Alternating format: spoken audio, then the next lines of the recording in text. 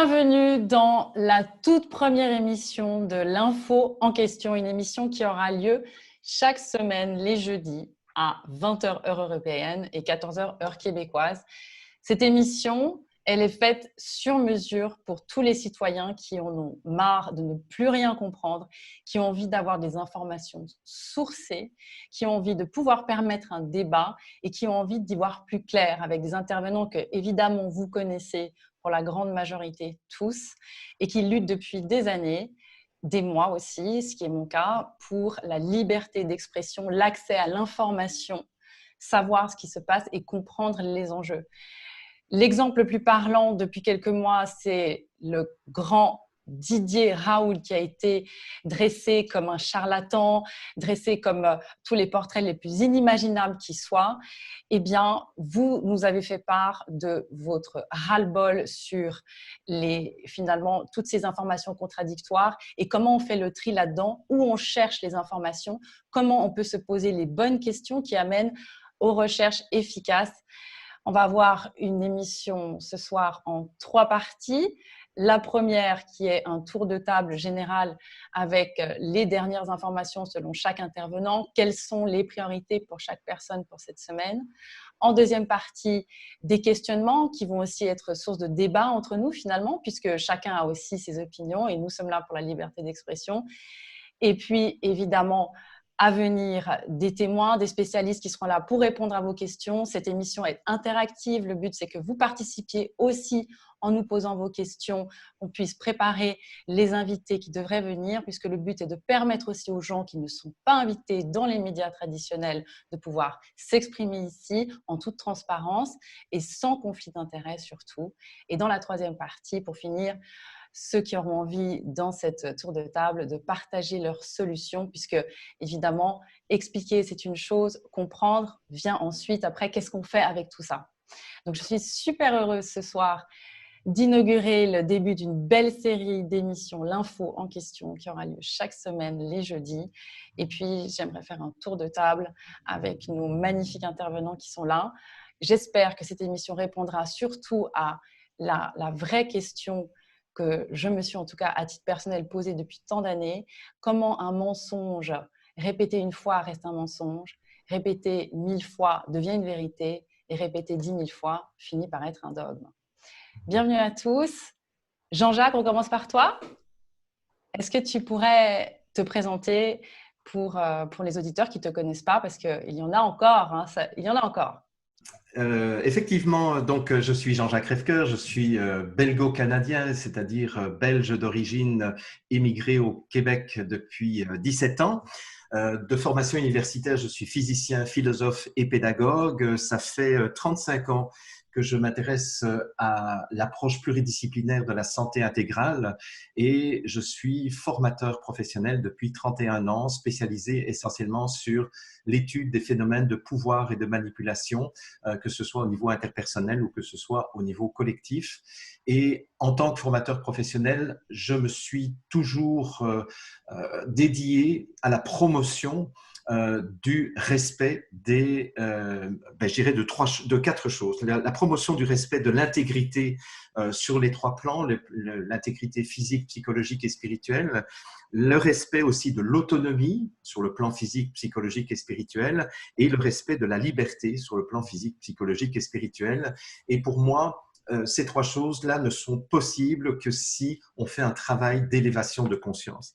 Alors actuellement, avec cette crise du Covid, eh bien, je travaille à la même chose, sauf qu'au lieu de faire de la prévention comme je le fais comme formateur habituellement, eh bien, cette fois-ci, j'ai décidé de me battre pour défendre le respect de l'intégrité, de l'autonomie, de la liberté et de la conscience. Voilà. Salim, tu représentes Marseille, si j'ai bien compris. Est-ce que tu peux te présenter ? Oui, tout à fait. Je représente Marseille, le sud de la France. Donc, je me présente, pour ceux qui ne me connaissent pas, Salim Laïbi, 44 ans, chirurgien dentiste depuis 99, exerce dans le libéral. Je suis également écrivain et éditeur et conférencier. Je suis depuis 2006 lanceur d'alerte sur Internet. J'ai réalisé 1 millier de vidéos, j'ai écrit une demi-douzaine de livres. Au début, c'était sur Dailymotion à la belle époque. Après, c'était sur YouTube. Aujourd'hui, c'est sur YouTube. Je parle de différents sujets comme la crise économique qu'on avait annoncée bien avant les médias en 2008, la pédocriminalité, la santé, la politique, les mafias politiques, les réseaux occultes, etc. Et je suis collaborateur du site lelibrepenseur.org sur Internet, qui est un site qui contient une quinzaine de personnes et dans lequel vous trouverez toutes nos informations, tous nos travaux. Sophie aussi, que nous n'avons pas l'habitude de voir en réalité, mais de lire surtout. Moi, je t'ai découverte il y a quelques années, puisque tu représentes initiativecitoyenne.be, un site qui, effectivement, comme le disait Jean-Jacques aussi Crèvecoeur dans une autre intervention, n'est plus référencé sur Google, sauf si on tape exactement le nom du site, alors qu'il y a encore 6 ans, il était très simple de te trouver. Bienvenue, est-ce que tu peux te présenter, s'il te plaît ? Bonjour à tous. Donc oui, moi je m'appelle Sophie Meulemans. Donc je suis cofondatrice du collectif Initiative Citoyenne avec mes 2 collègues Muriel Desclés et Marie-Rose Cavalier. On a fondé Initiative Citoyenne en 2009 à l'époque de la fausse pandémie de H1N1. C'était aussi un contexte de loi d'exception, d'informations très contradictoires et de vaccins qui arrivaient très rapidement sur le marché avec beaucoup de désinformation. Donc pour nous, ce qui est vraiment important, c'est la liberté vaccinale, mais beaucoup plus largement la liberté thérapeutique. Donc le droit pour tout un chacun de faire valoir ses droits de patient, de pouvoir choisir les meilleurs traitements qui lui semblent les plus adaptés à son état de santé. Et c'est dans la loi belge sur le droit des patients, ce droit au consentement libre et éclairé, qui évidemment nécessite que les gens aient une information suffisante, suffisamment complète. Et à l'heure actuelle, force est de constater que ce n'est pas du tout le cas, puisqu'on a affaire à un verrouillage médiatique sans précédent. Il y a vraiment une dictature du politiquement correct, de plus en plus de censure. Donc, c'est à la fois les patients et les médecins qui n'ont pas la juste information sur toute une série de données fondamentales, la composition des vaccins, la nature des risques, leur fréquence, leur gravité possible et tout ce qui est échec des vaccins. Donc, nous, on essaye vraiment de fournir un maximum d'informations à la fois aux patients et aux médecins pour essayer justement que ces droits puissent être respectés. Oui, effectivement, le problème, il est pas uniquement en Belgique, hein, je confirme. La désinformation est mondiale. Et d'ailleurs, Thierry, qui est là avec nous ce soir, a fait une magnifique série de vidéos sur les vaccins. Bonjour Thierry. Bonjour Emma, donc moi c'est Thierry Casasnovas. Je revendique d'être beaucoup plus du sud de la France que Salim, puisque je suis du côté de Perpignan, franco-catalan. Moi, je dirige principalement une chaîne YouTube qui existe depuis 10 ans maintenant. Je me suis spécialisé dans tous les domaines de la santé. C'est-à-dire que souvent, on nous parle beaucoup de maladies, de traitement de maladies. Et moi, j'ai pris le pendant de plutôt parler de santé, en partant du paradigme que là où il y a de la santé, ben, il n'y a pas de maladie. Donc, j'ai créé une chaîne YouTube sur laquelle il y a plus de 1500 vidéos. Je me suis mis à donner aussi des formations en présentiel. Je donne des stages régulièrement, des formations en ligne. Et c'est devenu mon activité principale maintenant depuis plus de 10 ans. Et je me passionne pour tout ce qui correspond aux besoins profonds des individus, que ce soit sur le plan physique, sur le plan émotionnel, spirituel, psychique. Ça a besoin de quoi un individu pour prospérer? Un peu comme une plante, tu vois, une plante, c'est qu'il faut de l'eau, du soleil. Et puis si elle ne reçoit pas cette eau, ce soleil ou ce bon terrain, eh ben, la plante, elle ne prospère pas. Je me rends compte qu'au niveau des individus, c'est un peu la même chose. C'est que les besoins ne sont pas grands, ils ne sont pas difficiles à circonscrire. Mais si on n'y répond pas, ça ne marche pas. C'est un peu ma passion, c'est ce que je transmets dans mes vidéos. C'est vrai que c'est le point commun de tous nos intervenants ce soir, cette recherche de vérité. D'ailleurs, Tal Chalère qui est toujours un rayon de soleil à voir. Alors, toi, Tal, je ne sais pas s'il faut encore te présenter, mais allons-y, présentons Tal Chalère.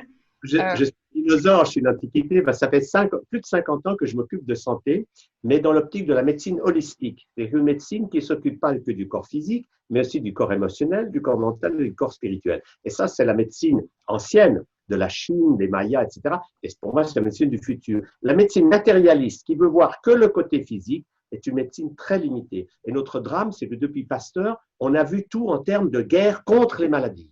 Et c'est ce que tous les médias nous disent, c'est que la maladie va vous agresser, mettez votre masque, ayez peur, et quand vous avez peur, on va vous vendre des solutions extérieures, des vaccins ou des médicaments. Et ça s'appelle Big Pharma.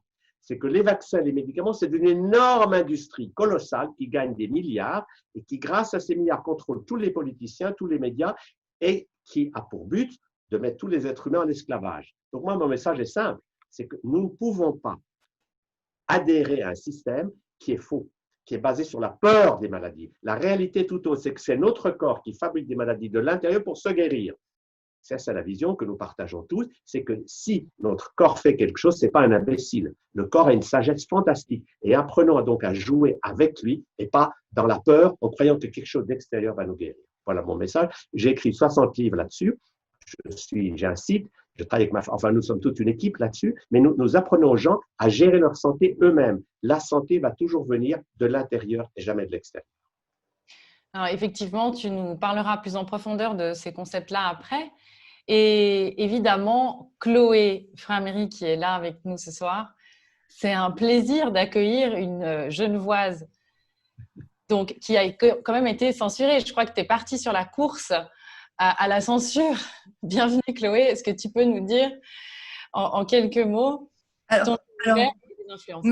Merci Emma. Effectivement, la course à la censure, ce n'était pas forcément voulu dès le départ, mais j'ai eu l'occasion de faire 2 vidéos récemment, l'une sur Gavi, dont on parlera aujourd'hui probablement, et sur l'OMS, qui sont en fait basées dans notre ville, à toi et à moi, Emma, à Genève, en Suisse. Donc moi, je suis française et belge, suisse d'adoption, et j'ai 2 activités principales. Mon activité rémunérée est mathématicienne, enseignante de mathématiques, et mon activité bénévole est la recherche, la compréhension des enjeux, des liens d'intérêt, des conflits d'intérêt entre les différents pouvoirs qui régissent notre société, à savoir les 3 pouvoirs officiels, l'exécutif, législatif, judiciaire, mais également le pouvoir monétaire et le pouvoir médiatique qui en ce moment nous affecte tout particulièrement. J'ai également, depuis quelques années, un intérêt qui s'est développé pour la santé, justement. Thierry, je te rejoins, et Tal également, sur l'alimentation, notamment l'alimentation vivante. On aura peut-être l'occasion d'en parler. En tout cas, je suis très heureuse d'être avec vous ce soir.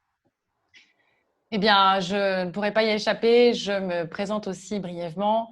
Je m'appelle donc Emma Cruzy et je suis militante par la force des choses, en tout cas au niveau privé depuis très longtemps.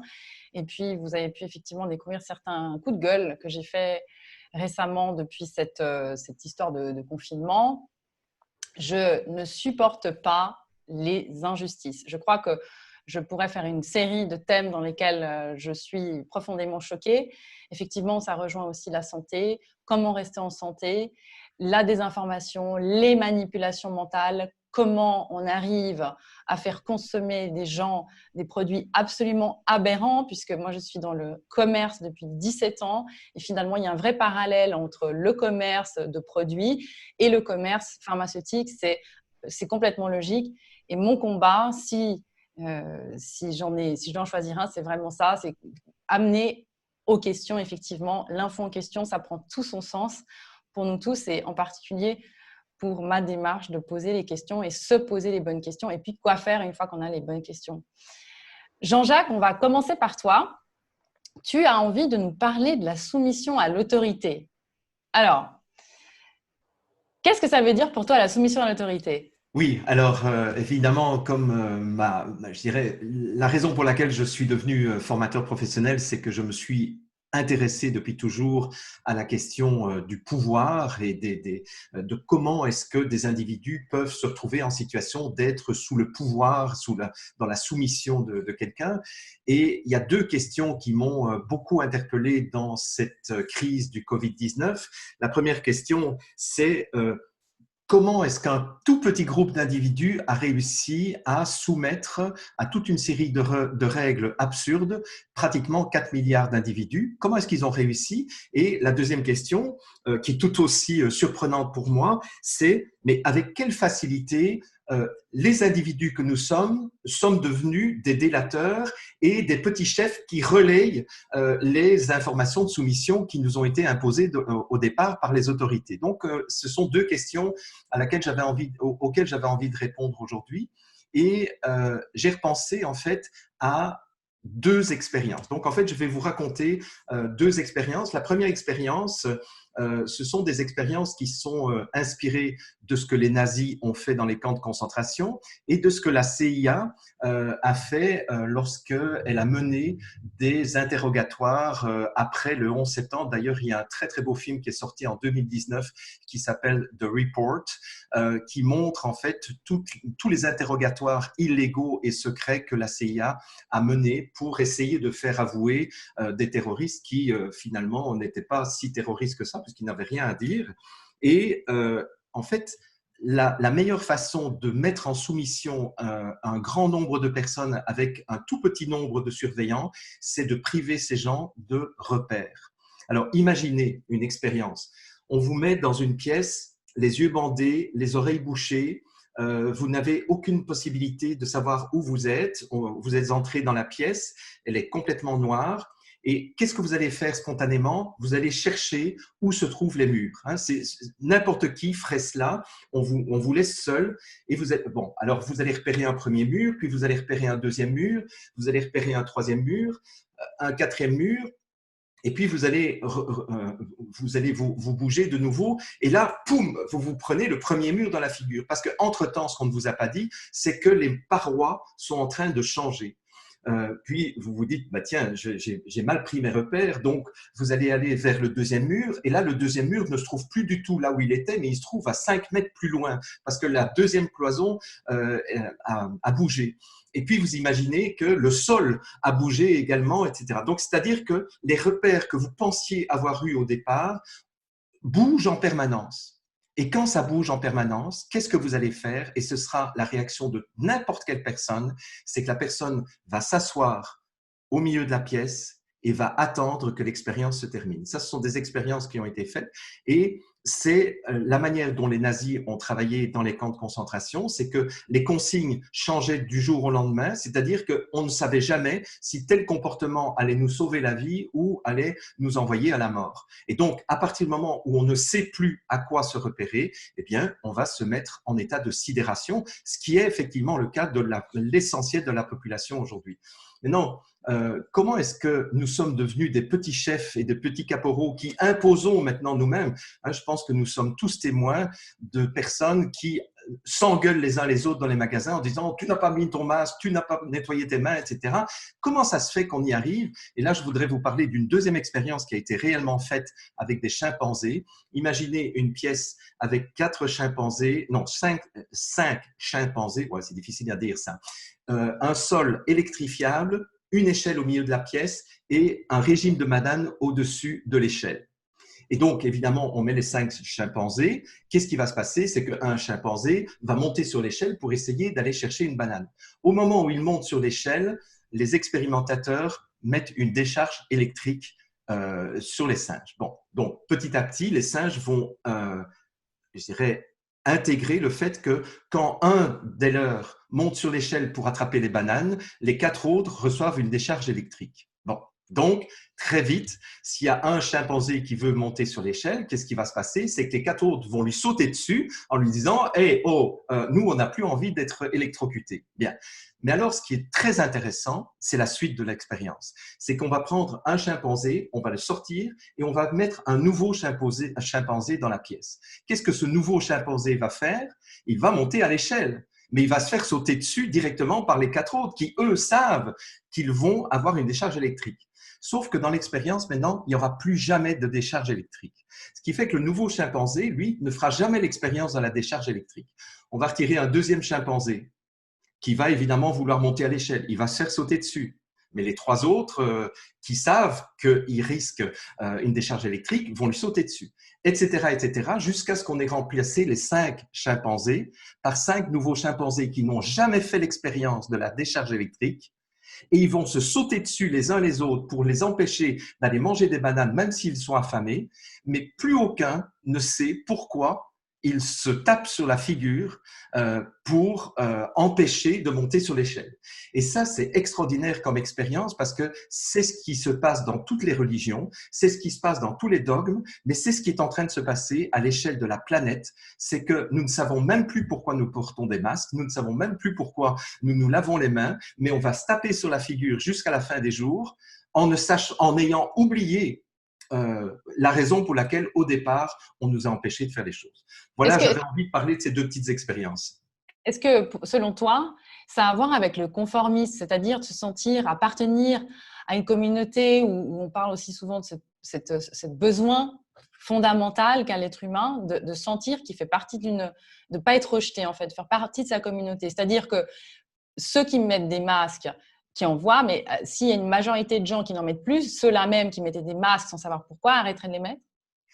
Alors, ça, c'est encore une autre chose et probablement que j'en parlerai dans une autre émission, le conformisme social. Mais le conformisme social ne va faire que amplifier le phénomène, enfin les 2 phénomènes que j'ai décrits dans ma petite rubrique d'aujourd'hui, c'est-à-dire le phénomène de perte de repère qui fait qu'on n'a plus un repère intérieur, on est dépendant des repères extérieurs qu'on va nous donner, et 2, le fait de ne pas vouloir continuer à subir les représailles qui nous sont imposées de l'extérieur, et on devient nous-mêmes les relais de ces propres représailles, c'est-à-dire que finalement, on n'a plus besoin de police à un moment donné, puisque la police va être faite à l'intérieur de la population. Mais le conformisme social ne va faire que renforcer ces 2 premiers phénomènes. Alors, effectivement, pour prendre ces décisions, il faut aussi avoir accès aux informations et savoir finalement qu'est-ce qui est fake, qu'est-ce qui ne l'est pas. Est-ce que finalement, ça a un sens de parler de fake news? Est-ce que ce n'est pas juste inutile parce que c'est juste une news parmi tant d'autres? Salim, toi, tu as fait des vidéos où tu t'es vraiment sacrément énervé, hein, faut le dire. Alors, est-ce que tu as aujourd'hui envie de nous parler de ces fake news? Parce que là, c'était des grands moments, hein, tes vidéos, et je crois que tu as une belle liste avec toi aujourd'hui. Ah bah oui. Je voulais parler de ça parce que lundi, j'étais chez mon boulanger à Marseille. Ils vendent la Provence. Ok. Donc, lundi, 1er juin. Et j'ai vu ça. Vous savez, franchement, j'ai dû l'acheter 2 ou 3 fois dans ma vie, ce torchon, qui appartient d'ailleurs à Bernard Tapie, qui a pillé 400 et quelques millions d'euros au Trésor public français. Mais bon, ça, c'est une autre affaire. C'est anecdotique. Et j'ai trouvé une liste de fake news. Vous savez, les listes de fake news des internautes. Bon, c'est vrai qu'il y a des fake news qui relèvent pour moi même pas de la fake news, c'est plutôt du grand n'importe quoi. Mais c'est toujours pareil en fait. Ils prennent des sujets anecdotiques absurdes, totalement absurdes, bon, comme où aucune vérification n'a été réalisée, par exemple, comme, je sais pas, boire de l'alcool protège contre le Covid-19. Voilà, enfin, qui a pu dire ça? Enfin, ça n'a aucun sens. On peut être contaminé par le coronavirus en achetant du pain ou en mangeant des produits frais. Pour moi, c'est même pas une fake news. C'est-à-dire qu'on a tellement dit aux gens qu'on allait tous mourir et que tout le monde pouvait contaminer tout le monde et qu'il pouvait y avoir 65 millions de morts, que oui, s'ils touchent quelque chose, oui, ils ont peur d'être contaminés. Enfin, donc ça n'a aucun sens. Par contre, j'ai relevé, je me suis dit, mais pourquoi ils ne reprennent pas les fake news officielles gouvernementales? Voilà. Je vous donne un exemple. J'ai fait un top 12, top 12. On pourrait en faire beaucoup plus, mais là j'ai pris les plus importantes et je commence par, on va dire, les moins graves, mais elles sont toutes extrêmement graves. Vous savez, j'ai filmé, dès que le professeur Didier Raoult commençait à faire les tests massifs gratuits, asymptomatiques et symptomatiques, j'ai filmé, je suis allé sur place, j'ai filmé. C'est une vidéo qui a cartonné, elle a fait 2 800 000 vues. Immédiatement, le jour même, le surlendemain, l'ARS, l'Agence régionale de santé, et l'APHM, l'Assistance publique hôpitaux de Marseille, ont publié des fake news. Ils ont dit que c'était faux. Ce n'était pas vrai. Moi, j'y étais. J'ai vu. J'ai fait mon test. J'y étais. J'ai vu le truc. Je l'ai vécu. Et eux, ils disent non, c'est pas vrai. C'est hallucinant. Quand vous voyez ça de vos propres yeux, vous vous dites vraiment ça va mal. Je parle de l'ARS et de l'APHM. Ce sont des structures officielles. C'est pas un obscur Facebooker qui fait une erreur, qui dit une bêtise. Ce n'est pas grave. Ça ne va pas changer le monde. Par contre, que des structures d'État mentent, c'est beaucoup plus grave. Le nombre de contaminés, de guéris, de morts, on ne peut pas les connaître. Tous les jours, Jérôme Salomon venait nous balancer le nombre de contaminés. Comment on peut le savoir? C'est totalement absurde. Le nombre de guéris, si on ne connaît pas le nombre de contaminés, on ne peut pas connaître le nombre de guéris. Le nombre de morts, on va laisser ça de côté parce que bon, c'est ridicule. Il y a les comorbidités, etc. Tous ces chiffres étaient faux. Alors, les masques disponibles, on a eu des fake news extraordinaires. Donc, pas de rupture de stock, approvisionnement en cours, des ponts aériens, c'était extraordinaire. Après, on a eu les masques sont inutiles. Dixit Sibeth Ndiaye, je ne sais même pas les mettre. Donc, elle a été la risée de tout le monde. Véran aussi, Buzyn, Salomon, des ministres d'État, des médecins, professeurs de médecine, Buzyn, médecin, Véran, médecin, nous ont expliqué que les masques ne servaient à rien. Après, 2 mois plus tard, c'était indispensable. 135 € d'amende. On n'y comprend plus rien. On n'y comprend plus rien.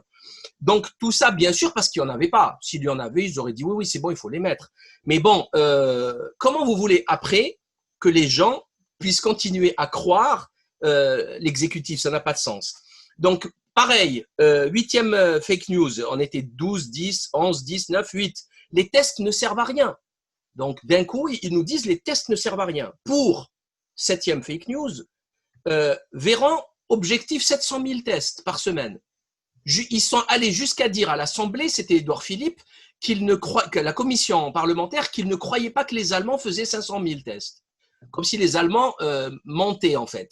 Et vous savez à combien on est aujourd'hui? On est à 217 000 tests dans la semaine du 18 au 24 mai. C'est-à-dire même pas à peine 30% du chiffre annoncé. C'est une pure fake news. Quand Véran dit 700 000 tests par semaine, c'est du pipeau. L'hydroxychloroquine, 6, numéro 6, number 6. Hydroxychloroquine aux effets secondaires mortels. Voilà. 1 milliard de personnes a mangé ce médicament pendant des années. Cet antipaludéen, malaria. Très peu d'effets secondaires, à part une prise très longue, etc. sur la rétine. Et, bon, on connaît les effets secondaires sur le QT, sur l'hypoglycémie. Mais bon, du jour au lendemain, alors là, le summum, c'est le scandale du Lancet, le Lancet Gate. Alors là, on a eu le summum du summum, une étude bidonnée de A à Z, des fausses données, des faux hôpitaux, une actrice pornographique qui s'occupe de surgisphère, une histoire, un roman. Bon, 5e point, un Américain qui est mort et qui a pris de l'hydroxychloroquine selon Véran à l'Assemblée nationale. Un mensonge, une fake news éhontée. En fait, il a pris du phosphate de chloroquine qu'ils utilisent pour les aquariums, nettoyer les aquariums ou je ne sais quoi. Monstrueux mensonge à l'Assemblée nationale. Ça rappelle celui de l'ex-ministre du Budget qui disait qu'il n'avait pas de compte en Suisse. Le confinement, c'est la seule solution. Faux. Preuve de la mortalité dans les EHPAD. Ça, c'est le numéro 4. Le confinement, on a confiné, on a bunkérisé les EHPAD. Il y a eu 10 000 morts dans les EHPAD. Donc, bon, je ne parle pas des autres pays, la Suède, etc. Il y a un article qui vient d'être publié dans le British Journal of Medicine, Medical Journal, je crois, le BMJ, qui revient sur l'absurdité du confinement avec un paragraphe extraordinaire où il explique que le confinement, ça n'a jamais existé de toute l'histoire de la médecine. Jusqu'à ce jour, ça n'a pas existé, ça n'existe pas. Ils ont imposé ça. Donc, ils seront responsables des dégâts. Les enfants en danger, ça c'est je rentre dans le top 3. Les enfants en danger, ça c'est pour terroriser tout le monde. Kawasaki. Alors, bien sûr, Kawasaki, il n'y en a que 12 en France. Il n'y en a pas au Maroc, en Algérie. Il y a 12 cas. Et ils voulaient terroriser tout le monde. Parce que, bien sûr, si vous touchez aux enfants, panique générale. Mais il fallait bien expliquer pourquoi on a fermé les écoles. Numéro 2, ça sort un petit peu du cadre du Covid, mais c'est la chlordécone, comme Macron avait dit que ce n'était pas cancérigène. Donc, c'est complètement, c'est délirant. Alors que même l'OMS le classe comme cancérigène depuis des décennies. Ça a tué plein de gens dans les dom-toms qui s'étaient utilisés dans le truc de la banane là. Bon, le dernier point qui pour moi me fait rire, c'était l'essai Discovery qui allait nous répondre, expliquer, nous donner toutes les réponses qu'on voulait sur les essais cliniques solides, robustes, randomisés, multicentriques, blablabla. Et il y a Macron qui arrive et qui dit bon, résultat 14 mai, c'est bon. Eh bien, l'essai Discovery ne verra jamais le jour. Donc, on avait le choix entre une étude observationnelle efficace et une étude interventionnelle multicentrique blabla qui n'existe pas. Faites vos choix. quand on est en guerre et qu'on vous explique qu'on va tous mourir. Donc voilà ce que je voulais faire. Je pense que ce travail ne sera jamais fait par les check news de Libé, du Monde, les décodeurs du Monde qui sont financés par Bill Gates, par Facebook. Et ça, c'est extrêmement inquiétant. D'ailleurs, ils ont tous soutenu l'étude du Lancet qui a été retirée. Ils l'ont soutenu en tapant sur Douste Blazy, en expliquant que même s'il y a eu une petite erreur avec l'hôpital asiatique australien, mais c'est pas grave, ça ne change rien. Donc, c'est spectaculaire et je voulais en parler. Donc, voilà. J'ai juste une question pour toi, Salim. Tu as parlé de Kawasaki et puis des enfants, comment faire peur, etc. Je voulais savoir en France, puisque en tout cas nous en Suisse, Daniel Corr qui maintenant vient de prendre sa retraite, donc ça tombe bien pour lui, on est content, qui était donc quand même le chef de l'OFSP, donc l'organisation, l'Office fédéral de la santé publique en Suisse, qui a dit récemment, donc en plein journal télévisé, en prime time, que les écoles en Suisse n'avaient pas été fermées à cause d'une problématique épidémiologique, mais pour faire comprendre. Donc, est-ce que, ça veut bien dire, hein, et ça je l'ai relevé, je le relèverai encore dans une prochaine vidéo, mais en Suisse en tout cas, Daniel Corr, donc, qui est quand même responsable, l'a bien dit il y a quelques jours. On n'a pas fermé les écoles en Suisse parce qu'il y avait des problèmes épidémiologiques, mais pour faire comprendre. C'était pédagogique en fait. Est-ce qu'en France, il y a une publication dans ce genre-là aussi ? Ah non, enfin, en France, ils ont, je sais même pas comment analyser ça. Ils ont détruit le dernier trimestre de 12 millions d'élèves. Il y a eu 1 million d'élèves qui ont été en total décrochage scolaire parce qu'ils n'ont pas Internet, etc. On n'a rien compris. Ils les ont refait rentrer, ils les ont mis dans des cercles. Il fallait pas qu'ils se touchent, dans des cercles à la craie, dans les cours. Enfin, ça n'a aucun sens. Ce qui a été fait n'a aucune base scientifique. Ça rejoint ce qu'a dit le ministre, enfin le responsable suisse. Il n'y a aucune base scientifique. Ils ont fait ça, on ne sait pas pourquoi. Et pourtant, dès le départ, le professeur Didier Raoult leur expliquait que les enfants ne sont pas porteurs, ne sont pas contaminants. Et maintenant, tout le monde le dit, mais a posteriori. Mais il fallait répondre immédiatement. Donc, je ne sais même pas à quoi répondre. C'est du grand n'importe quoi. Il n'y a pas de… D'ailleurs, c'est extrêmement perturbant. C'est quand on vous balance des choses comme ça qui n'ont aucun sens, vous avez du mal à les saisir, à les expliquer. Et alors, vous êtes, comme le disait tout à l'heure Jean-Jacques, c'est les murs qui se sont éloignés et vous vous mettez au milieu et vous êtes abasourdi. Vous vous dites, mais comment répondre à ça? Il n'y a pas de structure intellectuelle, il n'y a pas d'argument. Ils ont fait n'importe quoi. Maintenant, pour sauver leur peau, ils sont obligés d'interdire l'hydroxychloroquine avec des fausses études, de dire Kawasaki pour dire on n'a pas fermé les écoles pour rien, on a sauvé vos enfants. Puis voilà, enfin, ça n'a aucun sens. Il n'y aura jamais d'explication scientifique. Alors, c'est vrai qu'il y a aussi beaucoup de parents qui écoutent toutes finalement ces mouvances, vaccins, traitements, parce qu'ils se font évidemment du souci pour leurs enfants. C'est absolument normal. Et Sophie, en tout cas, toi moi, je me souviens que je lisais ton blog quand j'étais enceinte de ma fille. Donc, tu vois, je me suis beaucoup renseignée sur tes sources parce qu'encore une fois, de balancer des infos, c'est une chose. Mais après, il faut avoir des sources et des sources fiables. Pas des sources de ceux qui, en l'occurrence, dans le domaine pharmaceutique, fabriquent les problèmes. Donc, est-ce que toi, tu as envie de nous parler aujourd'hui, parce qu'on a entendu parler aussi de vaccin Covid-19, est-ce que toi, tu as des infos par rapport à ça?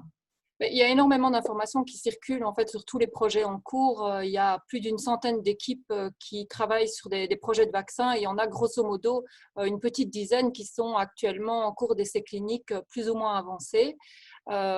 Déjà, ce que je voudrais dire, c'est qu'au niveau timing d'annonce d'un programme mondial de vaccination, il y a quand même une date qui interpelle. C'est le professeur Michel Chossudovski qui rappelait dans un de ses articles sur mondialisation.ca que le programme mondial de vaccination avait été annoncé dès la fin janvier. C'était entre le 21 et le 24 janvier dans le cadre du forum de Davos. Donc, c'était seulement 2 semaines après que la Chine ait identifié officiellement le virus. Donc, c'était très précocement que d'emblée, on a décrété qu'il y aurait une vaccination mondiale. Alors, Après, il y a eu toutes sortes de déclarations de l'OMS, de l'ONU, de toute une série d'acteurs, de Bill Gates évidemment, pour dire la seule façon de avoir une vie normale, ce sera la vaccination. Je pense qu'il y a aussi un phénomène de guerre d'usure qui s'est vraiment enclenché, c'est-à-dire que les gens sont à bout avec toutes sortes de contraintes, avec le confinement. Et je pense que dans ce contexte-là, ce sera sans doute plus facile d'essayer de faire accepter aux gens l'idée d'une vaccination soi-disant salvatrice. Alors, Bill Gates a déjà dit qu'il y aurait 14 milliards de doses de vaccins qu'il faudrait commander pour vacciner l'ensemble de la population. C'est évident que ce sera des vaccins qui seront vraiment accélérés et fabriqués dans l'urgence avec toute une série de dangers additionnels par rapport à un processus de développement normal, alors qu'on sait que les vaccins en général comportent déjà beaucoup d'effets secondaires qui ont tendance à être vraiment minimisés. Alors, ce que je voudrais dire par rapport à la vaccination, c'est que d'emblée, on décide que ce sera la solution, alors qu'il y a toute une série d'inconnus sur le plan immunologique et également d'inconnus par rapport à la base même sur laquelle repose l'édifice de la vaccination, c'est-à-dire sur les anticorps. Parce que la vaccination part du postulat qu'en faisant développer aux patients des anticorps, il sera forcément protégé. Or là, il y a quand même toute une série de données à l'heure actuelle qui disent attention, parce qu'il y a des gens qui ont des anticorps et qui peuvent après coup être réinfectés. Il y a des gens qui n'ont pas d'anticorps mais qui sont dans les faits protégés. Il faut savoir quand même avec le coronavirus qu'il y a plus ou moins 30% des personnes qui ont fait l'infection et dont on peut penser qu'ils ont une certaine protection après coup, mais qui n'ont pas d'anticorps. Parce qu'on ne peut pas réduire l'immunité au seul système des anticorps. Il y a d'autres systèmes au niveau de l'immunité innée qui permettent de se défendre contre les virus. Alors, par rapport aux vaccins qui sont à l'heure actuelle en cours d'essai clinique, il y a notamment le vaccin qui est développé à l'université d'Oxford en partenariat avec la firme AstraZeneca. C'est un vaccin à virus vivant. Donc, on va utiliser dans le cadre de cette vaccination-là un adénovirus de singe, donc c'est un virus classique de grippe du singe, et qu'on va manipuler génétiquement en y incluant des séquences du coronavirus. Alors, ce vaccin a été relativement vanté récemment dans des articles dans la presse francophone en disant il y a des espoirs, c'est un bon vaccin.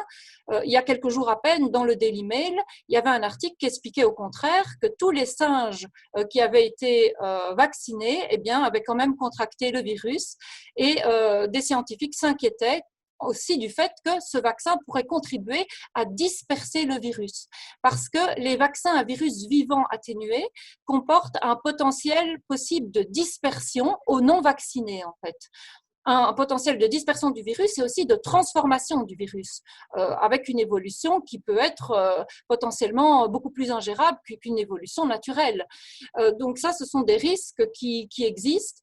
Il y a également tout ce qui est risque de cancer, de mutation génétique, parce que le potentiel cancérogène, mutagène et tératogène des vaccins n'est jamais testé pour aucun d'entre eux. Donc c'est évident que ce sont des études qui, devraient être faites et qui prendraient énormément de temps et qui ne sont pas menées. Alors il y a aussi également d'autres types de vaccins qui recourent à une technologie inédite. Ce sont les vaccins à ARN et à ADN, donc ce sont les firmes Moderna, notamment Inovio, qui vont, au lieu d'injecter aux patients une protéine, par exemple, de surface du virus ou un virus entier, elles vont injecter directement des séquences génétiques du virus dans le corps de la personne, avec l'espoir que ces séquences vont être intégrées dans les cellules du patient pour que finalement le patient produise lui-même les protéines du virus, avec la possibilité que son corps produise de façon plus durable des anticorps correspondants, en fait. Et donc, Bill Gates se réjouit en disant, le corps des personnes va être transformé en leur propre usine à vaccins. Mais il est bien évident que cette façon de procéder va pouvoir donner lieu à toutes sortes de bugs, de réponses incontrôlables. On ne sait pas où exactement cet ADN ou ARN sera intégré. Il y aura peut-être des erreurs. Donc là aussi, il y a un nombre de risques importants qui ne seront pas évalués à temps parce que justement, il y a cette pression au niveau du timing. Donc nous, ce qu'on a fait, on a notamment posé des questions au gouvernement belge. On a fait une première lettre de questions le 13 avril. On vient de faire maintenant le 1er juin une mise en demeure parce qu'on n'a pas eu de réponse. Et parmi les questions qu'on a posées, c'est de dire est-ce que la liberté vaccinale sera garantie? Parce qu'avec tous ces risques qui sont considérablement minimisés et complètement tus dans les médias mainstream, il est évident que les individus ont des craintes et souhaitent avoir un minimum de garantie. Donc là, on attend la réponse du gouvernement belge qui nous paraît essentielle parce que, comme l'a dit Marie Holland, qui est docteur en droit et professeure à l'Université de New York, elle l'a dit à la Tribune des Nations Unies en 2016, les politiques vaccinales de masse sont une violation du code de Nuremberg parce que les patients ne sont pas informés loyalement des bénéfices et des risques et donc ils participent à une expérimentation médicale sans avoir dit oui, je veux participer à une expérimentation médicale, j'accepte d'être cobé. Donc voilà, nous c'est notre démarche et on continuera à essayer d'obtenir ces réponses. Oui, je te remercie. Effectivement, il y a un sujet qui est tellement vaste par rapport à ces vaccins. Est-ce que en tout cas, tu as l'impression que le principe de précaution, il est respecté là dans tout ce qui se passe? Non, pas du tout. Pas du tout, parce qu'il y a quand même toute une série de données avec notamment les précédents candidats vaccins contre le coronavirus. Il y a eu des précédents qui ont montré qu'il y avait des risques important et notamment le risque de facilitation virale, c'est-à-dire le fait que le vaccin, en faisant produire des anticorps à l'individu, va en fait paradoxalement le sensibiliser à la maladie et donc le rendre plus vulnérable au risque de complications ou de décès. C'est-à-dire que les anticorps que le vaccin fait produire jouent le rôle d'une clé en fait qui va faciliter le travail de déploiement du virus à l'intérieur de l'organisme. Ça, c'est des risques qui ont déjà été objectivés et donc c'est vraiment important d'avoir des essais cliniques suffisamment large et précis et qui inclut un nombre de phases suffisantes, notamment les évaluations sur animaux. Et ça, tout ça est court-circuité au nom de l'urgence, soi-disant, pour mettre des vaccins sur le marché. On a quand même vu, je rappelle, avec le vaccin H1N1, ce que ça a donné. Malheureusement, toute une série de gens ont compris trop tard avec des maladies terrifiantes. Ce sont les mots de l'ex-commissaire à la santé européen qui a dit que c'était des expériences terrifiantes vécues par les centaines de patients qui ont eu des narcolepsies. Effectivement, Thierry, ça me fait penser aussi aux vidéos que tu as faites sur les vaccins, sur après forcément l'immunité. C'est clair que de confondre le taux d'anticorps et l'immunité, c'est un raccourci qui est souvent très vite pris aussi par toutes les personnes qui traitent les anti-vax de nouveau de fous, alliés et de dangers pour la santé publique. C'est vrai que je me permets aussi de rappeler que nous, en tout cas les personnes dont je fais partie qui parlent anti-vax, ne sont pas anti-vax, nous sommes pour la santé et pour un choix libre et éclairé. Et puis nous sommes surtout anti-adjuvants parce que finalement le vaccin, c'est une chose, mais le problème, c'est aussi l'adjuvant et comment ces adjuvants peuvent demander et accélérer des réponses immunitaires ou anticorps et en quoi c'est lié à l'immunité. Tu peux nous en dire un peu plus, Thierry ? Oui, ben c'est une vraie question, je te remercie, parce que actuellement, et je crois que c'est le personnage le plus oublié de toute cette histoire de crise du coronavirus, c'est l'immunité. On a l'impression que un individu maintenant ne peut exister que parce qu'il a un masque sur le visage, des gants et du gel hydroalcoolique. Et que sans ça, il n'a plus aucun moyen d'exister. Et ça fait partie des choses qui m'ont beaucoup interpellé dans cette crise parce que je me dis, bientôt, peut-être que les enfants considéreront qu'il n'y a pas de vie possible sans des gants, un masque et du gel hydroalcoolique. Et ça sera un cran supplémentaire qui aura été fait, tu sais, un peu comme un train à crémaillère, puis chaque fois que le cran il est monté, après on ne redescend plus. Alors qu'en fait, les individus ont coexisté avec leur environnement depuis des milliers, des millions d'années, comme tu veux. Mais tu vois, ils ont toujours coévolué avec leur environnement. Et actuellement, le message qu'on semble nous donner, c'est il est plus possible pour l'individu de vivre dans cet environnement sans une béquille technologique. Et ce qui est paradoxal, c'est que premièrement, on n'a pas du tout parlé du système immunitaire quand il s'agissait de parler de cette pandémie de coronavirus, mais surtout, on nous a donné aucune information quant au fait de stimuler, renforcer, soutenir cette immunité, qui est pourtant notre première barrière. C'est-à-dire nous parler de tout ce qu'on peut mettre en plus, des gants, des masques, et ainsi de suite, pour les personnes les plus fragiles, les personnes qui seraient le plus en dépendance. Pourquoi pas ? Mais avant ça, mobilisons ce qu'on a dans le corps. Moi d'ailleurs, en tant qu'enseignant de santé, c'est souvent ce que je dis aux gens quand ils me disent « Ouais, j'ai eu une infection virale, j'ai eu une infection bactérienne ». Le premier truc que je fais, je dis « Mais qu'est-ce qui fait le système immunitaire ?» Enfin, je veux dire, tu as un système… on voit d'ailleurs le système immunitaire la plupart du temps comme un système de défense. Je pense que là encore, c'est quelque chose de relativement restreint. Hein. Ça vient de la théorie des germes de Pasteur, à laquelle je n'adhère pas du tout, qui serait que l'individu serait toujours en guerre contre son environnement. je vois plutôt le système immunitaire comme un système identitaire. C'est-à-dire qu'on a notre identité, et notre identité, elle nous fait reconnaître dans notre environnement ce qui est bon pour nous à ce moment-là, ce qu'il faut que l'on intègre, et ce qu'il faut qu'on laisse à l'extérieur. Donc, c'est plus un système de critérisation qui nous permet de prendre dans notre environnement ce qu'il faut et de laisser ce qu'il ne faut pas. Et ce système immunitaire, il a des besoins qui sont relativement simples. Par exemple, le fait de rester confiné dans une pièce est totalement antinomique avec un bon fonctionnement du système immunitaire, qui passe par énormément d'éléments du corps, comme la vitamine D par exemple, et donc qui nécessite une exposition au soleil, à l'air régulière. De la même manière, quand on parle du système immunitaire, une oxygénation suffisante, de qualité aussi, contribue au bon fonctionnement du système immunitaire. Le fait d'avoir un masque, par exemple, sur le visage, est antinomique avec un bon fonctionnement du système immunitaire. Il y a un autre critère, Chloé l'avait évoqué tout à l'heure, l'alimentation. La qualité de l'alimentation, des micronutriments qui vont être apportés par l'alimentation, est essentielle aussi pour un bon fonctionnement immunitaire. Et ça a été passé complètement sous silence pendant toute cette crise. Ça n'existe pas. Alors, le petit côté, on va dire, conspirationniste en moi, viendrait à se demander si, dans un monde dans lequel finalement tout ce qui a trait à l'immunité naturelle est gratuit, parce que quand on parle de soleil, c'est gratuit. Quand on parle d'une alimentation de qualité, c'est pas gratuit, mais ça fait partie des choix normaux d'un individu. Quand on parle d'oxygénation, ça fait partie du domaine de la gratuité. Mais dans un domaine où tout ce qui a trait à la santé naturelle, c'est-à-dire aux ressources propres de l'individu, est du domaine du gratuit, et dans un monde dans lequel la valeur monétaire est créée sur des masques, des gants, des gels hydroalcooliques, des vaccins, des antibiotiques, des antifièvres et ainsi de suite, eh bien, est-ce qu'on n'a pas intérêt d'un seul coup à passer sous silence toute la capacité propre de l'individu pour au contraire mettre en avant uniquement des béquilles? Le problème, c'est que c'est toujours pareil. Chez l'individu, une fonction que l'on n'utilise pas est une fonction qui s'atrophie. C'est le propre du vivant. Une machine, si tu ne l'utilises pas, elle ne régresse pas, elle reste stable. Au pire, elle rouille, mais au bout de pas mal d'années. Un individu, si tu ne le sollicites pas, si tu ne sollicites pas le vivant, il s'atrophie. Et moi, ce que je vois là-dedans, c'est qu'on nous dit, pour pouvoir vous adapter à votre environnement, maintenant, il va falloir mettre des gants, un masque et du gel. On va dans le sens d'un assainissement, d'une diminution des populations microbiennes de plus en plus importante autour de nous, ce qui va aller dans le sens de l'affaiblissement du système immunitaire. Et donc, je me dis, il va y avoir un décrochage entre nous et notre environnement qui va être de plus en plus important. Ce décrochage, il va demander toujours plus de béquilles technologiques pour nous permettre de vivre dans cet environnement. C'est-à-dire que là, on nous fait mettre un masque.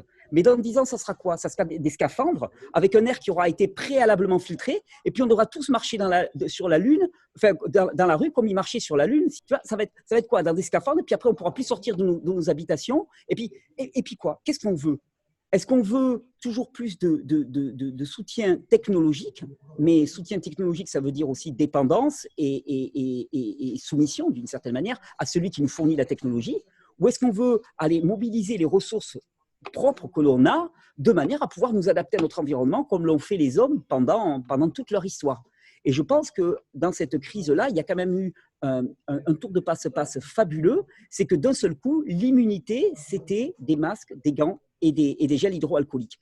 Et ça, c'est la première fois. C'est la première fois qu'à ce point-là, on nous laisse entendre que c'est même pas la peine. C'est même pas la peine d'essayer de penser par nous-mêmes comment se renforcer. Tu vois, ma grand-mère, quand il y avait un truc comme ça, elle me faisait un ail au bouligo, donc de l'ail bouilli avec du thym, et puis c'était sa façon de renforcer le système immunitaire. C'était intuitif chez elle. Là, c'est la première fois qu'on nous a dit, mais c'est même pas la peine d'y penser. Non, prenez le masque, restez chez vous, mettez du gel, planquez-vous, parce que de toute façon, il n'y a aucune chance que vous arriviez. Et si on rajoute là-dessus toute la théorie de choc qui a été mise là-dessus, la sidération, les injonctions paradoxales auxquelles on a été confrontés, donc on était tous bloqués là comme ça, et puis on a complètement oublié qu'en fait, on s'adapte à notre environnement et que si on n'y arrive pas parce qu'on est un petit peu trop faiblard, il y a des moyens très simples, passant par l'alimentation, le renforcement physique, l'exposition au grand air, au soleil, des moyens très simples, le jeûne par exemple, qui sont des moyens qui sont connus depuis des temps immémoriaux et qui permettent de renforcer l'organisme. Le problème, c'est qu'actuellement, comme le disait Sophie, comme on va en parler aussi Tal, je pense, la seule solution qui nous est proposée en termes d'immunité, c'est la vaccination. Et la vaccination, ce n'est pas de l'immunité. Ce n'est pas de l'immunité naturelle. Ce n'est même pas une immunité au rabais. C'est une version congrue d'une stimulation d'une partie de notre système immunitaire. Mais ça n'a rien à voir avec l'immunité. Alors, effectivement, moi, en tout cas, en Suisse, je n'ai pas entendu parler de zinc, de vitamine D, de vitamine C, Ok. de bien manger, etc. Bon, peut-être chez vous, oui, mais en tout cas, nous, Non, en Suisse, non non. plus. Voilà, bon. Est-ce que, Thierry, tu peux, je sais que le sujet est complexe, mais moi, j'aimerais que tu nous fasses quand même une minute sur l'immunité hétérosubtypique. Si c'est possible de rapidement quand même, parce que je sais que ça intéresse beaucoup de personnes. Oui, ben c'est vraiment le point qui distingue, un des points qui distingue vraiment ce qu'on appelle. En fait, ce qui est fallacieux, c'est de parler d'immunité vaccinale. On ne devrait pas parler d'immunité vaccinale. L'immunité, c'est quelque chose qui est propre au corps, qui implique énormément de systèmes et qui est beaucoup plus complexe que ce qui se passe avec la vaccination. La vaccination fait monter les anticorps, et encore, pas toujours, mais c'est tout. Donc la vaccination, c'est ça. Et on se rend compte sur le plan pratique que quand un individu est naturellement exposé à une souche virale ou bactérienne, il va apprendre avec son corps d'une certaine manière à réagir à cette souche virale et bactérienne, à s'adapter. Et dans le milieu naturel, quand ça se passe de façon naturelle, il va aussi apprendre à s'adapter à tous les copains de la famille de ce virus ou de cette bactérie. C'est-à-dire qu'il a une immunité qui va pouvoir s'adapter. S'il y a d'autres souches parce que ça a un peu muté, il va arriver à s'en sortir. C'est ce qu'on appelle une immunité hétérosubtypique. Elle va au-delà du type de virus ou de bactérie qu'il avait rencontré. À l'inverse, quand on vaccine quelqu'un, on va le vacciner pour une souche en particulier, uniquement. C'est une immunité extrêmement étroite. Ce qui veut dire que l'année suivante, il va falloir revacciner. L'année suivante, il va falloir revacciner. Et encore, et encore, et encore, et encore.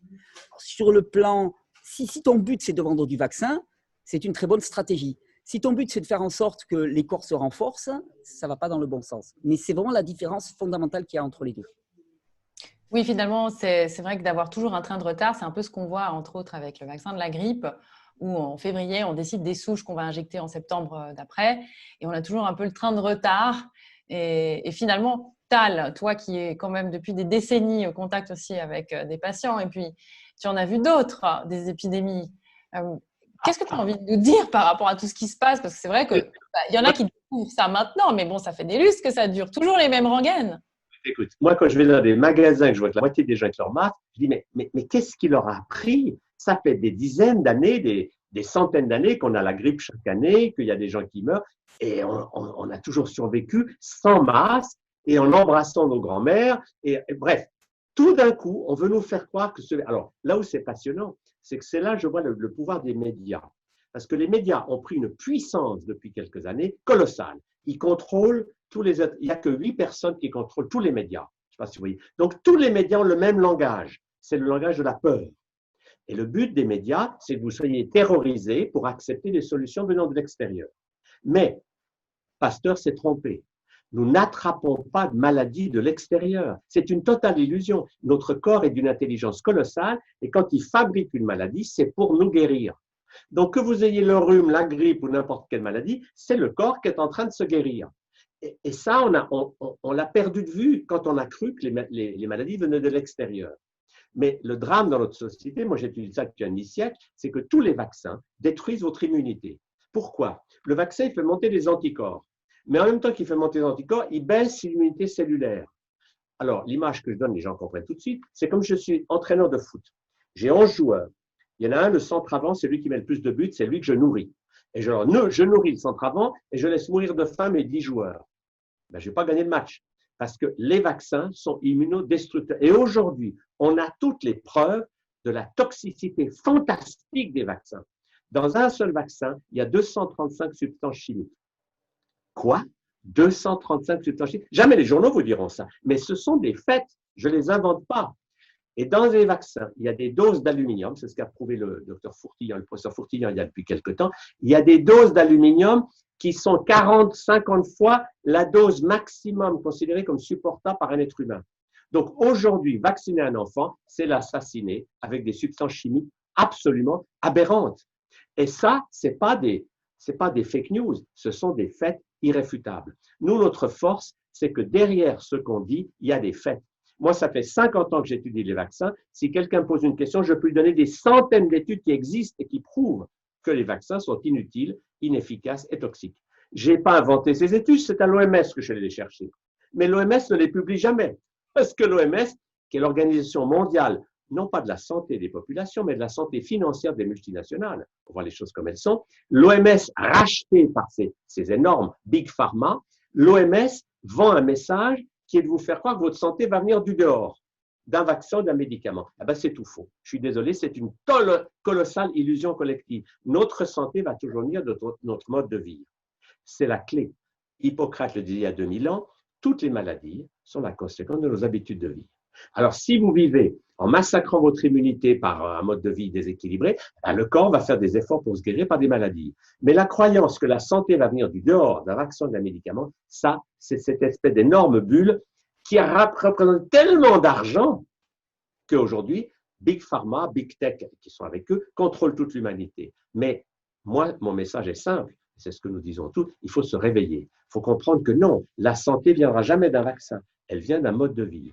Et là où c'est dramatique, c'est que les vaccins ont fait baisser la santé des populations d'une manière hallucinante. Aux États-Unis, par exemple, aujourd'hui, vous avez 54% des enfants qui ont des maladies chroniques. 54% des enfants, 1 sur 2, maladies chroniques. Ça vient de quoi? Ben, ça vient de, il n'y a pas que les vaccins, il y a aussi McDo, les pesticides, tout ça, mais un mode de vie toxique. Alors, aujourd'hui, l'intérêt de ce qu'on vit, c'est qu'on doit tous se réveiller. Si on continue comme ça, à rester dans la peur, à obéir aux médias, eh ben, on va aller dans des vaccins dont la toxicité, le futur vaccin qui vous prévoit, je ne vous dis pas ce qu'il y a dedans, mais c'est une horreur sans nom. Parce que dedans, ils ont mis du HIV, c'est des bricoleurs hallucinants, c'est des apprentis sorciers. Et le rôle, le but des futurs vaccins qu'on va vouloir imposer à tous les gens, ce futur vaccin contre le coronavirus, qui est une aberration, puisque les coronavirus changent tout le temps, donc le vaccin, il ne peut pas y avoir de vaccin. Le but de ces gens-là, il ne faut quand même pas l'oublier, c'est qu'ils veulent diminuer la population mondiale. Je n'invente rien.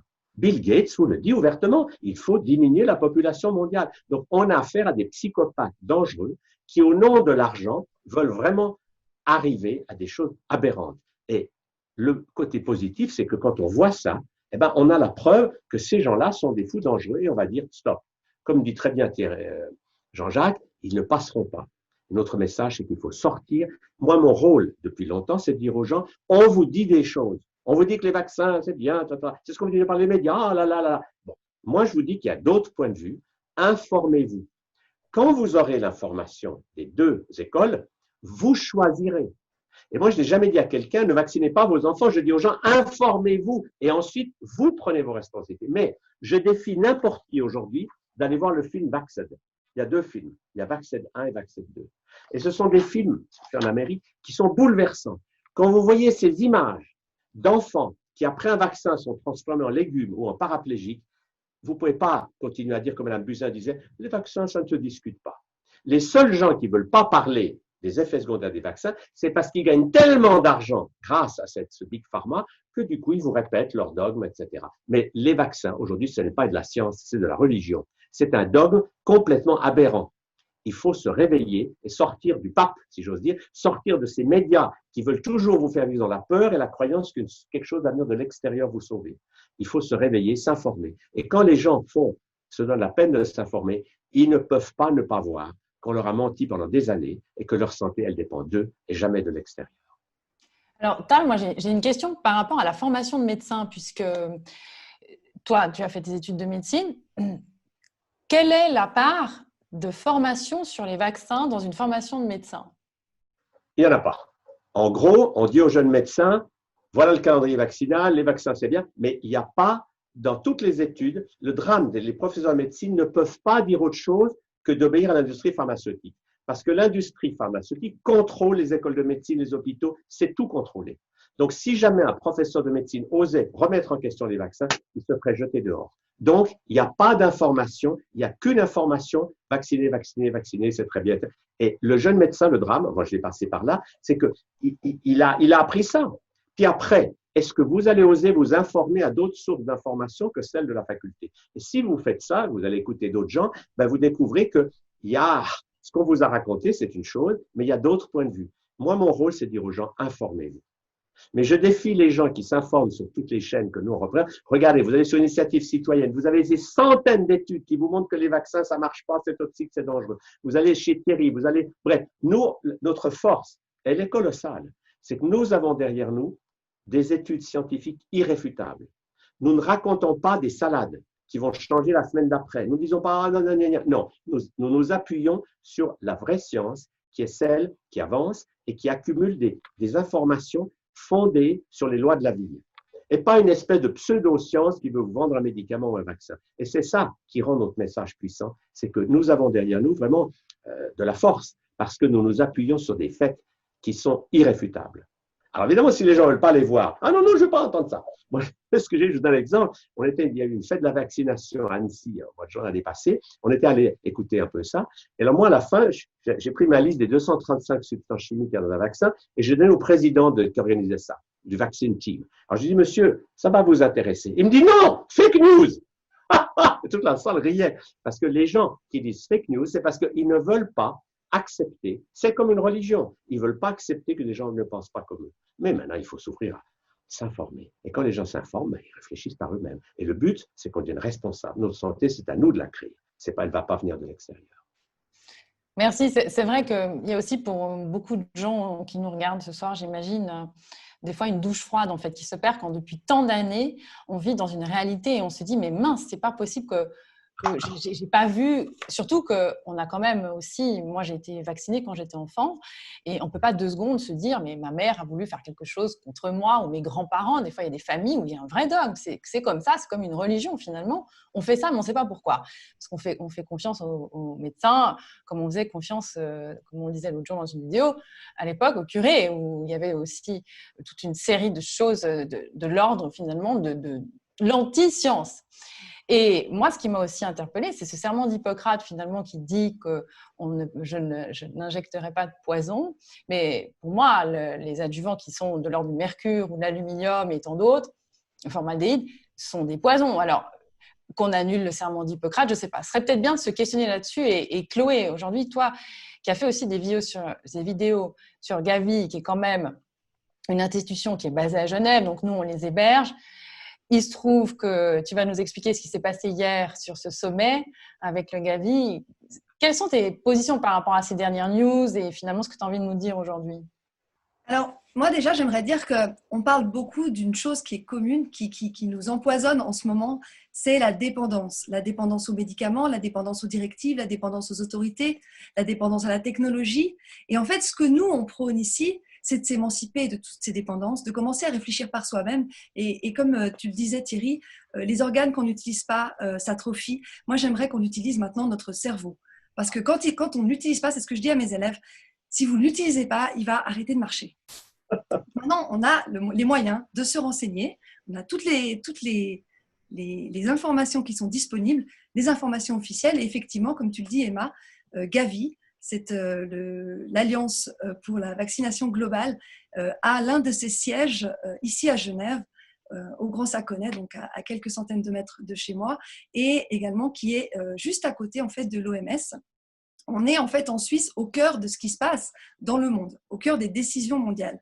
Et puis effectivement, hier, le 4 juin, il y avait le sommet mondial de la vaccination, auquel ont participé 50 pays, dont la France avec Macron et dont la Suisse également, avec Simonetta Sommaruga, qui est notre présidente actuellement. Tous étaient acquis à la cause du vaccin. Et en fait, ce sommet avait pour vocation de renflouer les caisses de Gavi en apportant 7,4 milliards supplémentaires pour enfin accéder à une vaccination efficace, globale et accessible à tous. En fait, ils nous présentent comme si c'était un cadeau pour l'humanité. C'est une façon de dire en fait qu'ils veulent le rendre obligatoire.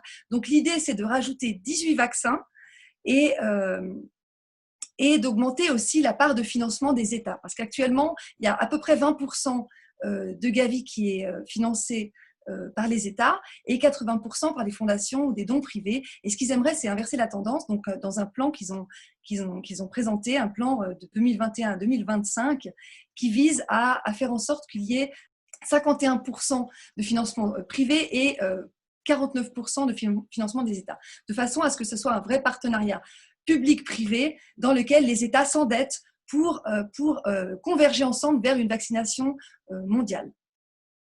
Alors, la Suisse ne fait pas exception. Nos ministres, nos conseillers fédéraux répètent en chœur en fait que sans vaccination, nous n'allons pas revenir à des conditions normales.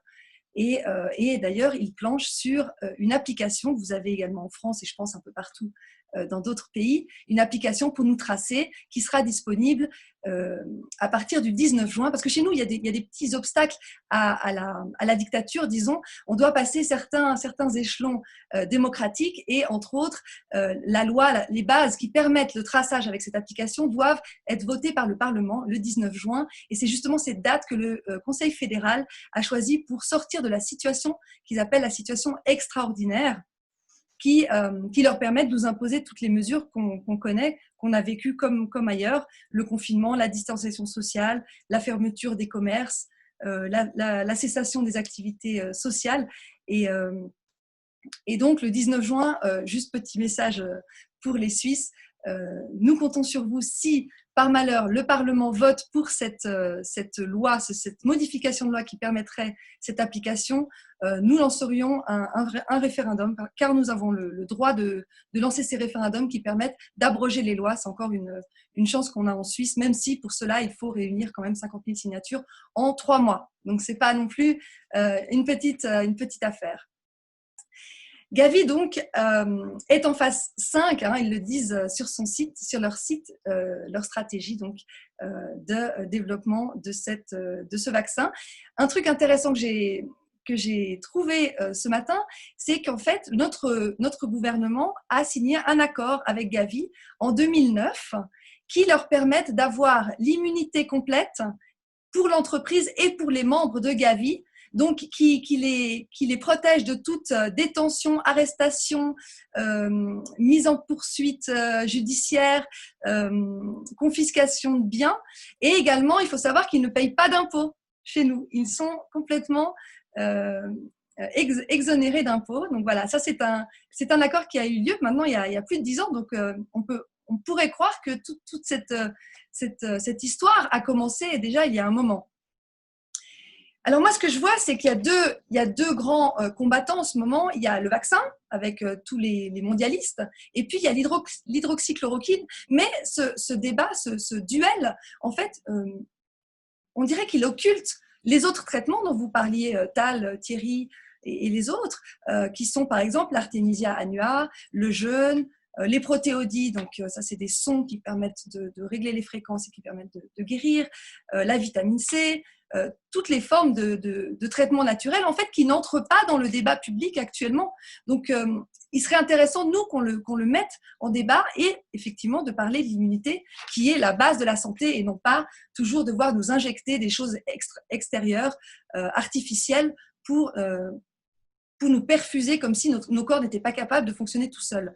Alors, au niveau de la législation en Suisse, je ne sais pas si en France vous l'avez aussi, mais nous, dans notre loi sur la lutte contre les maladies transmissibles, à l'article 6, il est question de vaccination obligatoire. Et comme vous le disiez, Sophie et Emma, cette vaccination obligatoire est en fait complètement contraire au serment d'Hippocrate, au code de Nuremberg et également au code de déontologie médicale qui dit que tout acte médical requiert en fait le consentement libre et éclairé des patients. Donc en fait, notre Conseil fédéral, qui est l'équivalent de notre gouvernement national, a pris les pleins pouvoirs depuis le 13 mars en édictant une ordonnance qu'on ne peut pas annuler puisque depuis la nouvelle constitution de 1999 pour les Français, les ordonnances et les arrêtés ne peuvent pas être dénoncés, alors qu'avant, ils le pouvaient. Donc, c'est intéressant aussi de voir les mécanismes. Et donc cette situation permet à nos gouvernants de nous imposer ces vaccins. Alors, ils peuvent nous les rendre obligatoires, mais juste une petite nuance. Ils ont les moyens de procéder à des mesures de contrainte pour un examen médical, une surveillance médicale, l'isolement ou la quarantaine, mais pas encore pour les vaccins. Mais les effets, en fait, le mécanisme est tel que si on ne se vaccine pas, à partir du moment où ils auront imposé le vaccin, tous les accès aux professions, par exemple à mon métier d'enseignante ou aux services publics, les transports, les cinémas, les restaurants pourraient être coupés et ils pourraient nous obliger à nous isoler et à nous mettre dans des lieux comme en France, dans des hôtels ou des lieux non définis pendant un certain nombre de jours. Donc, il est vraiment temps de se réveiller, il est vraiment temps de prendre notre vie en main, notre souveraineté en main et de faire marcher son cerveau. Voilà. Oui, je rappelle effectivement, en tout cas, en ce qui concerne la Suisse, il n'y a pas eu d'appel d'offres pour l'élaboration de cette application. Donc là aussi, on est complètement à côté de la loi, c'est-à-dire que normalement, sur une loi sur le commerce et l'industrie, on doit faire une appel d'offres pour ce genre de mandat-là. Alors en tout cas, en Suisse, ça a été Disneyland, hein, donc on a fait ce qu'on voulait, pas d'appel d'offres. Et d'ailleurs, on a un avocat en Suisse qui s'appelle Sébastien Fanti, qui est dans le canton du Valais, qui dénonce aussi ce biais-là, puisque je ne sais pas, vous, en France, bien que ça a été, d'après ce que j'ai lu, les avocats de Paris, au barreau de Paris, se sont érigés contre cette application en demandant justement à leurs confrères de ne pas la télécharger, puisque, en tout cas, de notre côté, ça reste dans un premier temps sur une base volontaire. Alors, ce qui a été le cas aussi à Singapour au départ. Qu'est-ce que tu en penses, toi, Chloé, par rapport à tout ça, hein, volontaire, et finalement, est-ce qu'on va finir comme à Singapour? Alors moi, je pense que comme toutes les lois ou les ordonnances ou les règlements qui sont présentés comme provisoires ou non facultatifs, on voit historiquement qu'elles ont tendance à se graver dans le marbre et à devenir obligatoires. Donc moi, je pense qu'il ne faut pas se laisser amadouer par ces termes qui sont de nature à apaiser nos peurs et à refuser. Il faudrait refuser tout de suite ce genre de mécanisme qui nous surveille en fait. Pourquoi on aurait besoin d'être surveillé par rapport à notre immunité, par rapport à notre santé? Encore une fois, nous avons les moyens, nous avons la responsabilité. C'est une question privée. Notre santé, c'est quelque chose qui nous regarde. Donc, il n'y a aucune raison qu'on délègue ce pouvoir de nous maintenir en santé, en mauvaise ou en bonne santé, à quelqu'un d'autre que nous-mêmes. Pour moi, c'est ça la base du raisonnement. Ouais, effectivement, avant de passer à une partie où j'aimerais qu'on parle, ceux qui ont envie d'intervenir sur des solutions qu'ils ont, en tout cas sur cette semaine-là, j'aimerais en fait finalement qu'on se pose, et ceux qui ont envie de participer, à ce qui les a le plus questionnés sur comment finalement dans ces mois qui se sont passés, on en est arrivé là. C'est vrai que Sophie, tout à l'heure, tu parlais de guerre d'usure, mais c'est tellement vrai. C'est tellement vrai, comme on est tous finalement devenus épuisés de se dire mais finalement on se bat contre des géants, il y a tellement d'argent en jeu. Ceux qui sont réveillés depuis longtemps, ça fait des décennies qu'ils dénoncent. Et puis il y a une chose, en tout cas de ce qui m'est revenu des messages de mon côté par rapport à mes abonnés, c'est je me sens seule. Dans ma famille, on me traite de fou, on me traite de complotiste. Il y a encore une émission récemment sur la télévision suisse francophone sur le titre de l'émission, existe-t-il un vaccin contre le complotisme? Finalement, ma question qui s'est résumée de tout ça, en tout cas en ce qui me concerne, c'est qu'est-ce qui fait tant peur aux médias dominants, puisque là on parle de l'info en question, c'est se poser les questions, qu'est-ce qui fait tant peur aux médias dominants quand ils parlent des complotistes? Quelle est la crainte finalement d'avoir des complotistes? Et vous, qu'est-ce que vous en pensez autour de cette table, ou quelles sont vos questions? En tout cas, j'en suis arrivée à une conclusion personnelle pour rejoindre aussi Chloé, ce que tu disais par rapport au fait de faire fonctionner son cerveau. Donc, premièrement, lui mettre le bon carburant, mais aussi de l'entraîner à avoir l'esprit critique. Aujourd'hui, est-ce qu'on n'est pas arrivé à appeler les gens qui réfléchissent, qui ont envie d'avoir un sens critique, qui font peut-être appel à leur bon sens, des complotistes? Alors, si c'est ça, effectivement, est-ce que c'est un atout pour des gouvernants d'avoir un peuple crétin finalement, qui ne réfléchit plus, qui est complètement dans un état d'hypnose, et puis qui y va, et puis qui avance, et qui fonce dans le ravin? Voilà, qu'est-ce que vous en pensez? Mais moi, je dirais qu'il y a un système de corruption généralisée à beaucoup d'étages différents. Je pense que ce serait très important, par exemple, que les financements de tous les médias soient rendus transparents pour que le public sache, ben voilà, mon journal a reçu des financements de toute une série d'industries pharmaceutiques. Il y a toute une série de médias en Belgique qui ont des financements d'industries pharmaceutiques. Je veux dire, c'est le cas du Vif l'Express via Roularta Medica. On sait de bonnes sources que les industries pharmaceutiques font le siège du soir pour publier toutes sortes de cartes blanches, d'articles qui vont dans leur sens. Donc tout ça, il y a vraiment une pression énorme sur la presse à ce niveau-là. Je pense que la force des personnes, c'est aussi de rechercher vraiment avec précision les sources, comme tu le disais, Emma, donc de ce qu'ils disent à leur entourage, de ce qu'ils partagent comme information, parce que à partir du moment où on fait ça, l'étiquette de complotiste n'a vraiment plus aucune raison. En fait, on voit bien que ça relève d'une malhonnêteté intellectuelle. Je prends un bête exemple qui est quand même révélateur.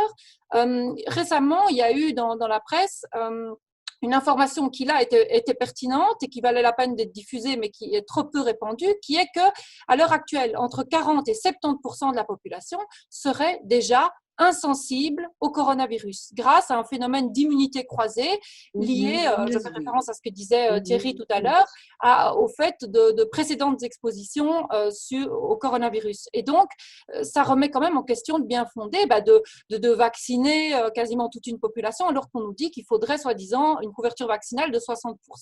Donc là, il faut un petit peu se questionner et en revenir à la base. Oui, Jean-Jacques. Oui, pour répondre à ta question, moi je pensais aussi, lorsqu'il y a un coup d'État militaire, par exemple, dans un pays, donc quand il y a un putsch, et lorsque donc la démocratie est mise par terre, en fait, ce que les putschistes font en priorité, c'est contrôler les médias et fermer les universités. Parce qu'ils savent en fait que ce sont les deux éléments qui peuvent les empêcher dans leur projet de mettre en soumission toute la population. Et je pense que ce qui fait peur aux médias mainstream dans nos pays actuellement, c'est qu'ils veulent encore, pour l'instant, garder une apparence de démocratie, une apparence de liberté. Donc, ils sont obligés encore de faire semblant de ne pas contrôler alors qu'ils sont en train de contrôler. Donc, en fait, parce qu'en fait, si vraiment ils voulaient être cohérents avec leur plan, finalement, ils fermeraient complètement les médias. Ils ont déjà fermé les écoles et les universités, donc ils ont déjà été beaucoup plus loin que dans des épidémies ou dans des pandémies précédentes comme H1N1.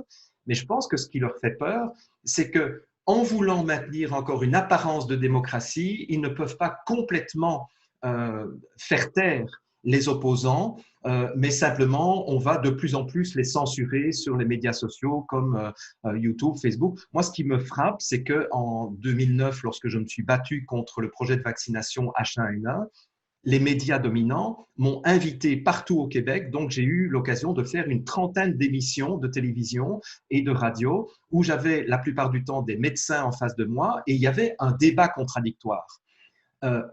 Actuellement, pour cette crise de Covid-19, je n'ai pas été invité une seule fois dans aucun média dominant au Québec. Donc, en fait, je pense que là, il y a vraiment quelque chose qui est présent, qui est une volonté beaucoup plus grande de contrôler l'information, de contrôler le Parlement aussi.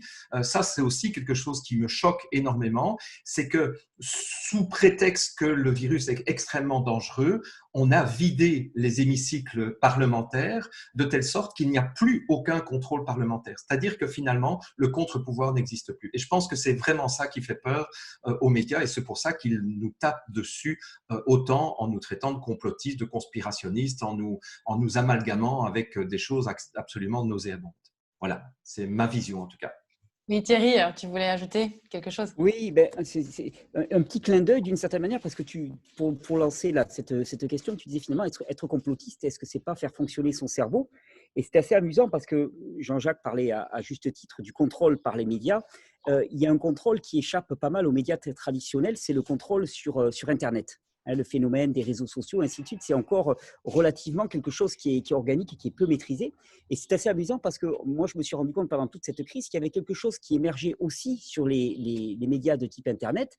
C'était des gens qui s'érigeaient comme porte-parole de la pensée critique, au nom du scientifisme et ainsi de suite, et qui disaient, voilà, nous sommes la pensée critique, nous sommes la pensée en mouvement. Et ce qui est amusant, c'est que c'est eux qui décernent les cartes. Alors, on connaît les décodeurs du monde, par exemple, des groupes comme ça, ou comme FakeMed, des choses comme ça, des gens qui agissent sur les réseaux sociaux pour décerner les bons ou les mauvais points, dire ça, c'est des complotistes, ou ça, c'est pas des complotistes. Et eux qui se placent dans la pensée critique, il n'y a pas plus conformiste que leur pensée. Donc, d'une certaine manière, je pense que vraiment, le meilleur vaccin au coronavirus, c'est d'abord et avant tout la connaissance. Parce qu'en fait, c'est la peur c'est la peur qui nous fait mettre des masques, qui nous fait mettre des gants, c'est la peur qui diminue le fonctionnement de notre système immunitaire, et c'est la connaissance qui nous libère de la peur. La peur, c'est l'ignorance. On a peur quand on ignore. Et c'est la connaissance, et c'est pour ça que cette émission, ce que l'on fait, ce qu'on essaie tous de partager individuellement et collectivement, me paraît essentiel, parce que le combat est d'abord un combat en termes d'information. C'est-à-dire de prendre chiffre par chiffre et de montrer aux gens, regardez, ce que nous avons eu, c'est une épidémie de grippe saisonnière, costaude, mais comme il y en a eu d'État. C'est-à-dire que les mesures qui ont été prises, la casse économique, la casse sociale, la casse relationnelle qui a fait des dégâts monumentaux, elle n'est pas justifiée par l'événement en lui-même. Donc, c'est qu'il y a autre chose. Et c'est cette autre chose qu'il va falloir aller voir. Aller voir l'histoire et le scénario qu'il y a derrière ça. Mais ça, c'est la connaissance qui nous permet de découvrir. Oui, Tal. La médecine, depuis toujours, a toujours été une relation d'un médecin ou d'un thérapeute et de son patient. C'est de tenir compte de parce que chacun est différent. Chaque être humain est différent. Et aujourd'hui, toutes les recherches sur l'immunité depuis un siècle nous montrent que chacun a un système immunitaire différent du voisin. Nous sommes tous différents.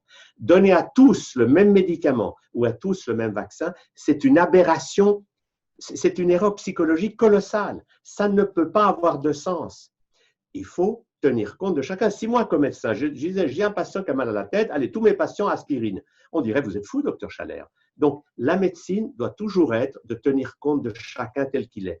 Et Bill Gates est le représentant de cette folie dramatique de gens qui, ils nous traitent de complotistes, mais leur complot à eux marche très bien. C'est que depuis des années, ils structurent d'augmenter la peur pour que tout le monde leur obéisse et qu'ils puissent, par les vaccins et par le reste, par tout ce qu'ils font, diminuer la population mondiale. Nous avons affaire à des fous dangereux. Il faut s'en rendre compte. On ne peut pas continuer à croire que des gens comme Bill Gates est un philanthrope, même si Paris Match le présente comme le médecin du monde, parce qu'il leur donne quelques millions, ou que le monde dit non, il dit. Bref, nous avons affaire à des gens qui sont des psychopathes, qui sont 1% de l'humanité, qui veulent contrôler le 99%. Et la seule chose qui peut les arrêter, c'est que nous nous réveillons et que nous diffusions ces informations. C'est ce qu'on fait là, que nous disions aux gens, réveillez-vous. Nous sommes dans un système de folie totale avec quelques personnes qui veulent esclavager l'humanité. Vous ne pouvez pas ignorer que c'est en train de se faire. Et chaque personne qui met son masque et qui a peur nourrit ce système. Et tout ça a un but, c'est que les êtres humains soient contrôlés par l'intelligence artificielle. On a déjà les satellites qui sont en train de faire ça avec la 5G et tout ça. Et l'objectif des gens, ce n'est pas seulement le vaccin, mais c'est la puce qu'il y aura dedans qui fait que après, vous serez obligé d'obéir à leurs dogmes et à leurs règles. Donc, nous sommes vraiment dans une situation dramatique.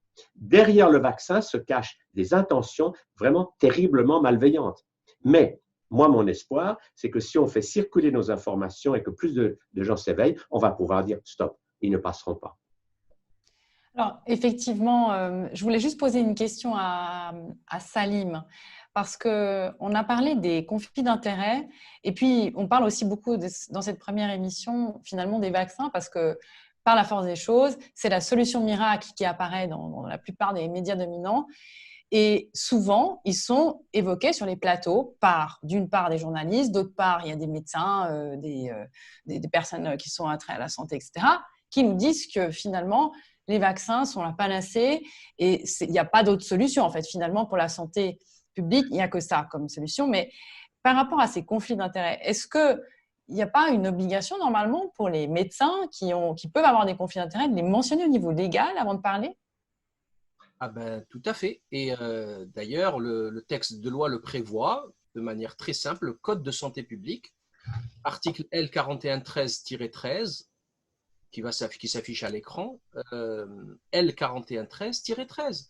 Tous les professionnels de santé qui s'expriment dans les médias, quels qu'ils soient, papier, radio, télé, Internet, doivent informer les auditeurs, les lecteurs des conflits d'intérêts.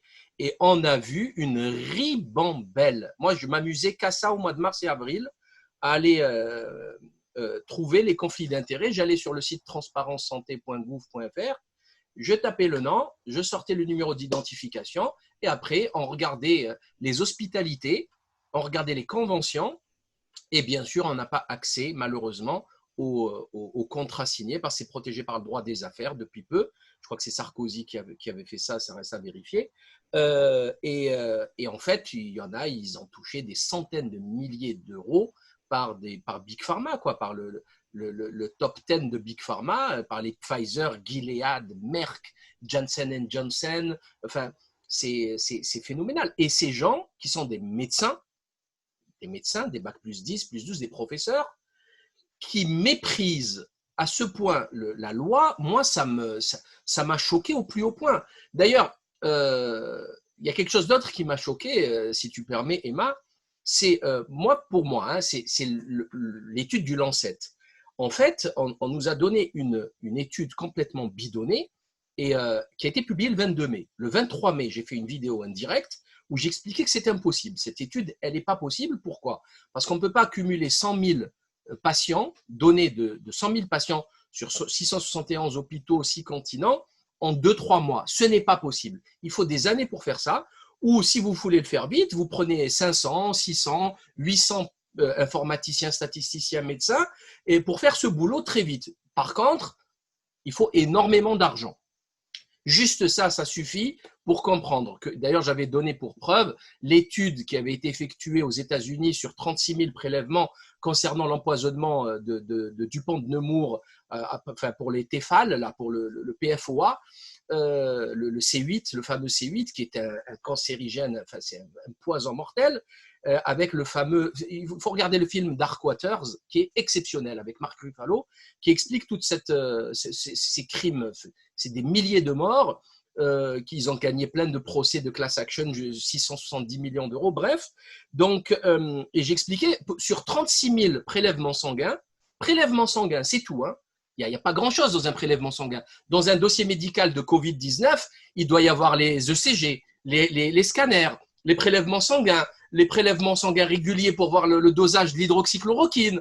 Enfin, c'est énorme ce qu'ont collecté l'IHU de Marseille, par exemple. Ils ont mis 7 ans pour donner leurs résultats. Il a fallu attendre 7 ans, et d'ailleurs les résultats étaient clairs, hein, le PFOA est un poison. Et là on nous dit, oui, c'est bon, il n'y a pas de problème, en 2 mois on peut faire ça. Et du coup, et Véran qui prend ça à l'Assemblée, et qui demande à la haute autorité de santé publique, le Haut Conseil de santé publique de valider cette étude, ce qu'ils vont faire, la NSM aussi, il n'y a pas un seul type compétent qui a lu l'étude pour dire, alors maintenant on se rend compte que tout est faux, que toutes les données sont bidonnées, l'article a été retiré du Lancet, du NEJM, voilà, tout le monde se jette la pierre, c'est pas nous, c'est Surgisphère, enfin bon bref, on va pas revenir là-dessus. Oui, effectivement, il y a beaucoup à dire, hein, c'est fou, hein. Je suis désolée, je te coupe parce que on doit aussi, en fait, j'ai l'impression que pour cette première émission, on a en fait trop à dire. On devrait faire des émissions plus longues. Mais malheureusement, je suis désolée Salim, je voulais juste que Chloé puisse répondre à la question concernant, parce que je sais que ça fait un moment qu'elle voulait juste donner son avis par rapport au vaccin contre le complotisme. Oui, voilà, moi je voulais dire, en réponse à ceux qui cherchent un vaccin contre le complotisme, y a-t-il un vaccin contre la pensée unique? Je rappelle que les pouvoirs, il y a plein de méthodes pour faire taire la pensée divergente, les pensées alternatives, les autres pensées que celle qui est relayée par les médias mainstream. Tu en as parlé, Tal, des propriétaires des médias. Il y a également les annonceurs, les multinationales qui achètent du temps de cerveau disponible sur les canaux mainstream, comme Patrick Lelay le disait en 2004 par rapport à Coca-Cola. Mais il y a également des agences de censure, dont Poynter Institute, dont j'avais parlé dans une dernière vidéo, qui en fait censure entre autres sur Facebook et qui appartient à Facebook bien sûr, à Google, à l'Open Society de George Soros et qui a été financé aussi par Bill Gates.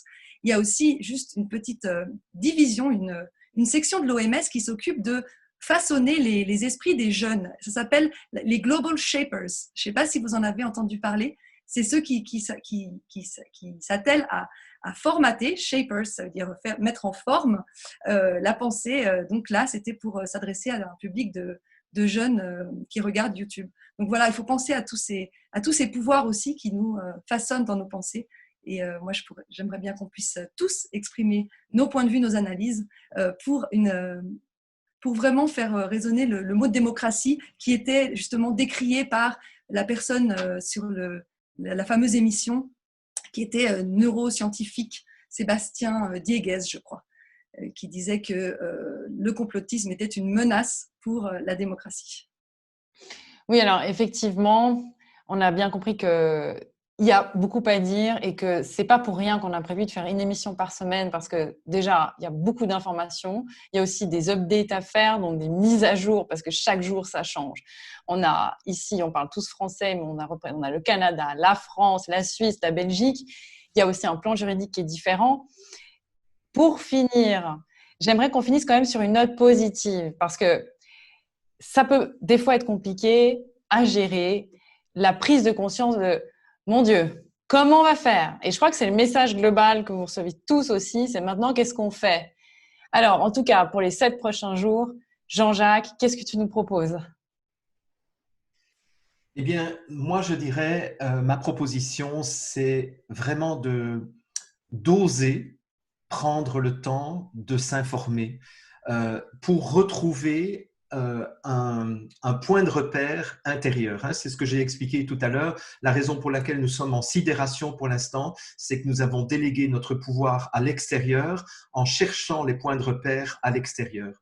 Et je pense que si je regarde ma propre vie et mon propre parcours de vie, ce qui fait que je suis capable de passer à travers les différentes épreuves de vie, mais aussi à travers toute la perturbation du monde extérieur, c'est que, j'ai coupé la télévision depuis 1982 et j'ai lu des milliers de livres pour me faire petit à petit, progressivement, ça ne se fait pas en un jour, ça ne se fait pas en un an, mais progressivement trouver mes points de repère intérieurs. Donc, ma recommandation, c'est d'oser s'informer par soi-même et de retrouver un point de repère et un centre par soi-même plutôt que de laisser les experts parler pour nous. Merci Jean-Jacques. Tal, j'aimerais que tu nous donnes une note positive. Remonte-nous le moral pour les 7 prochains jours, s'il te plaît. Je pense que toute situation de crise, n'est-ce pas, le symbole chinois qui dit crise dit chance à saisir. C'est une opportunité. Nous avons le choix aujourd'hui. Rester dans l'establishment, lire les journaux, la télévision et avoir peur et faire des vaccins et aller dans cette ligne, ou bien nous réveiller en disant stop. Moi, ma vie, elle dépend de moi. Je prends ma santé en main, je suis responsable. Je vais apprendre à bien manger, à bien vivre, à sourire, à rire, à être heureux. Et ça, pour moi, c'est la future pandémie, c'est la maladie du bonheur. Quand il y a des gens heureux, ben c'est contagieux le bonheur. Alors, plutôt que la contagion des virus et toutes ces histoires du passé, apprenons à bien vivre chacun. Et c'est ça notre message. Et la clé, c'est de donner aux gens des informations progressives pour qu'ils avancent. Parce que c'est vrai que quand les gens sont au rez-de-chaussée, si on leur donne des informations du 12e étage, ils ne comprennent pas. Mais on va leur dire, est-ce que tu as entendu parler de ça? Est-ce que tu as vu le film Vaccin? Est-ce que tu as vu les expertises qui montrent qu'il y a de l'aluminium? On va leur donner des informations qui vont peu à peu les faire évoluer. C'est ça notre travail. Merci beaucoup. Sophie aussi, depuis la Belgique, j'aimerais que tu nous donnes quelques mots pour cette semaine à venir. Mais moi, j'ai envie de dire aux gens, libérez vraiment votre parole. Il y a toute une série de personnes qui sentent vraiment le malaise, qui ont peur du regard social, peur de s'afficher sur Facebook, peur de féliciter quelqu'un de ne pas porter un masque. Moi, je félicite toute personne qui ne porte pas de masque et je peux vous dire que je reçois des sourires jusque-là de gens qui sont soulagés de se dire « Ah, enfin, voilà, des personnes qui pensent comme moi ». Je le fais systématiquement et je sens vraiment un poids en moins sur les épaules de ces personnes. Alors, faire des vidéos, les gens peuvent faire maintenant avec leur smartphone, leur caméra, des vidéos, partagez-les sur vos murs. Et aussi, bien sûr, l'action citoyenne. Je pense que les citoyens doivent se regrouper, mettre au point des cagnottes pour justement avoir les moyens de pouvoir financer des avocats, défendre leurs droits. Et finalement, je pense que ça, c'est l'avenir, en fait. À partir du moment où les personnes se rendent compte que les services publics ne répondent plus à leurs intérêts, c'est de financer directement des citoyens qui vont défendre leurs droits et leurs libertés. Donc, c'est ça sur quoi on travaille. Voilà. Merci. Chloé, tu as envie de nous dire quelques mots pour les jours à venir? Alors moi, je rajouterais, parce que tout a été dit ou presque, que comme je dis souvent, soyons nous-mêmes, n'ayons pas peur de qui on est. On n'est pas seul, on est de plus en plus nombreux à oser dire, à oser agir, à oser enlever les masques. Et pour moi, c'est la clé de tellement de choses, je veux dire. La clé, c'est d'être soi, quoi, et de respecter nos aspirations profondes, nos valeurs, et d'oser, sans peur. Thierry, pour les personnes aussi qui découvrent cette vidéo, quel est ton message, toi qui fais des vidéos depuis aussi beaucoup d'années? Qu'est-ce que tu as envie de nous dire? Tout simplement, en tout cas en France, de profiter vraiment de la levée des interdictions de circulation pour en profiter un maximum, pour aller dehors, pour aller dans les champs, pour aller dans les rivières, pour aller à la mer avec les enfants, jouer dans le sable, se mettre de la terre sous les ongles, sous les pieds, marcher pieds nus et se dire que l'humain a vécu pendant des milliers et des milliers d'années avec son environnement. Il n'avait pas besoin de le comprendre, il n'avait pas besoin de l'analyser, il n'avait pas besoin de le décortiquer. Simplement, il vivait dedans et que les besoins sont simples et qu'on les perçoit de façon très, très intuitive. Il fait beau, c'est le moment d'aller dehors et tout le monde a envie d'aller dehors, courir. Il faut s'en donner à cœur joie parce que c'est bon pour nous. Salim, quels vont être tes devoirs pour la semaine? Toi qui vraiment prends les choses aussi très à cœur. Je voulais parler la prochaine fois de l'evidence-based medicine, la médecine basée sur les preuves. Il y a beaucoup de choses à dire. Mais concernant l'aspect positif, franchement, pour moi, c'est extrêmement positif. Tous ces moments que l'on vit sont magnifiques parce que tout leur système s'écroule. On est en train de changer de paradigme. On n'a plus besoin de prouver ce qu'on dit. Voilà, c'est magique. Quand on voit Macron vouloir donner une rallonge de 250 millions d'euros à Gavi, alors que Darmanin vient d'annoncer un trou de 50 milliards d'euros de la sécurité sociale, on se dit que ces gens s'en foutent. Bon, j'ai pas besoin d'argumenter. Donc les gens maintenant, je pense, sont en train de se réveiller. Je le vois vraiment dans mon entourage. C'est juste fabuleux. On va pouvoir faire sécession de cet État incompétent et criminel. Et on va pouvoir éventuellement sortir de toute cette folie. Je suis personnellement super confiant. C'est juste, je savoure. Voilà.